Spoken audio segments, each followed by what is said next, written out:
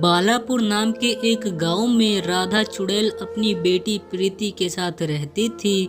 प्रीति को पता नहीं था कि उसकी माँ चुड़ैल है।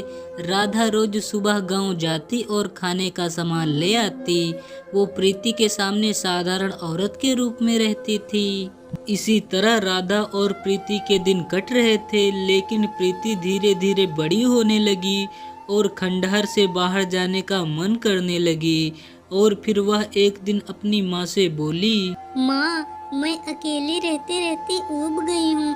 आखिर कब तक यहाँ रहना होगा मुझे। मेरा भी तो मन करता है बाहर जाने का।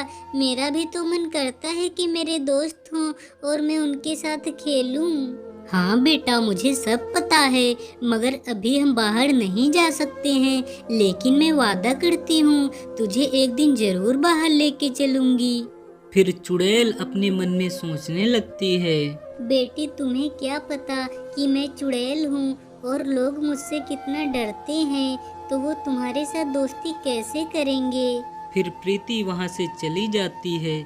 दूसरे दिन, बेटा प्रीति, मैं तुम्हारे लिए खाना लेने जा रही हूँ, तुम घर पर ही रहना। और फिर चुड़ैल वहाँ से चली जाती है। आज मैं देखती हूँ आखिर माँ खाना कहाँ से लाती है। मैं भी पीछे पीछे जाती हूँ और सारी बात पता करती हूँ। और फिर प्रीति भी पीछे पीछे अपनी माँ के साथ चल देती है। चुड़ैल जैसे ही गांव पहुंचती है तो वह अपने असली रूप में आ जाती है। जल्दी से मुझे खाने का सामान दो, नहीं मैं तुम सबको मार दूंगी। नहीं चुड़ैल जी, हमें मत मारना। हम सब आपको खाने का सामान देते हैं, पर मुझे मारना मत चुड़ैल जी। फिर कुछ आदमी उसे अनाज देते हैं। वह अनाज लेकर घर पहुंचती है, लेकिन वहां वो प्रीति को ना पाकर चिंता में पड़ जाती है। तभी वहां पर प्रीति आती है। अरे प्रीति बेटा, तुम कहाँ चली गई थी? मैं कब से चिंता में पड़ी थी। कहीं नहीं माँ, पर मैं तुम्हारी सब असलियत जान गई हूँ कि तुम एक चुड़ैल हो।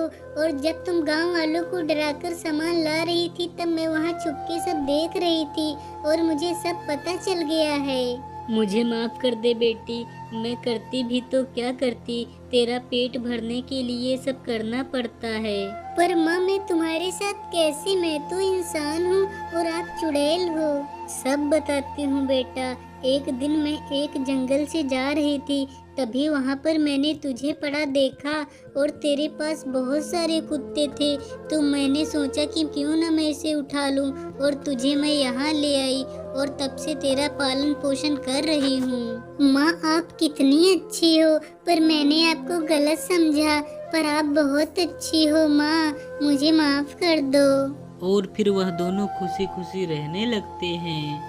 तो मित्रों, यह थी हमारी छोटी सी कहानी। अगर अच्छी लगी हो तो वीडियो को एक लाइक करो। अगर नए हैं तो चैनल को सब्सक्राइब करना ना भूलें। अगर हमसे कोई गलती हो गई हो तो क्षमा करें। धन्यवाद।